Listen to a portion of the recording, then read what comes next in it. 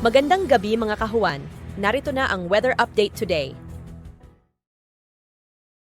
Sa kasalukuyan nga ay may namomonitor tayong low pressure area sa loob ng ating Philippine Area of Responsibility.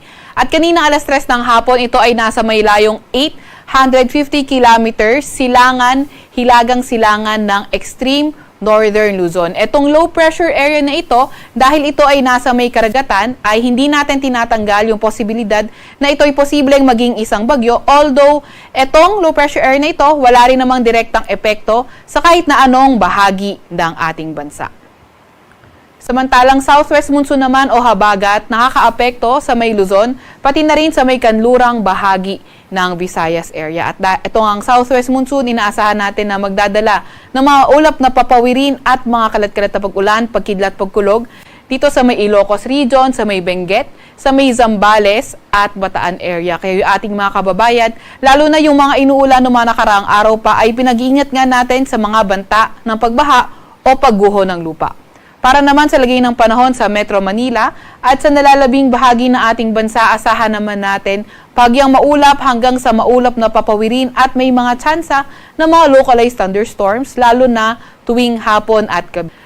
Para naman sa lagay ng ating panahon bukas, inaasahan natin mostly western sections pa rin ng northern Luzon, particularly Ilocos region, posible nga rin sa may Benguet area, pati na rin sa may kanlurang bahagi ng Central Luzon, Zambales, Bataan area, posible for tomorrow, makaranas pa nga rin ng mga kalat-kalat na pag-ulan, pagkidlat, pagkulog, dulot nga ng southwest monsoon o habagat. Samantalang sa Metro Manila at sa nalalabing bahagi ng ating bansa, asahan pa nga rin natin fair weather condition, pero may mga tsansa ng mga localized thunderstorms, lalo na tuwing hapon at gabi. Agwat ng temperatura sa Metro Manila at Lawag ay 25 to 32 degrees Celsius, 17 to 22 degrees Celsius sa may Baguio, 25 to 35 degrees Celsius sa may Tuguegarao, 26 to 32 degrees Celsius sa may Legazpi at 23 to 30 degrees Celsius sa may Tagaytay. Agwat naman ng temperatura sa Puerto Princesa ay 24 to 33 degrees Celsius at 25 to 32 degrees Celsius naman sa may Kalayaan Islands.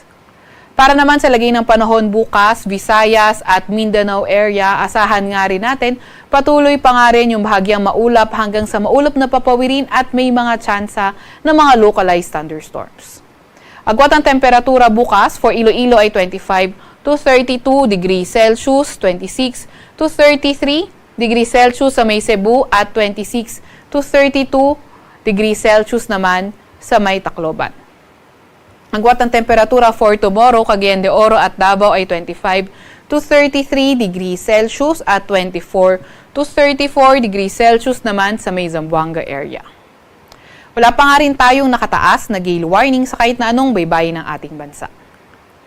Sa Kalakahang, Maynila, ang araw ay lulubog ng 6:21 ng gabi at sisikat bukas ng 5:42 ng umaga.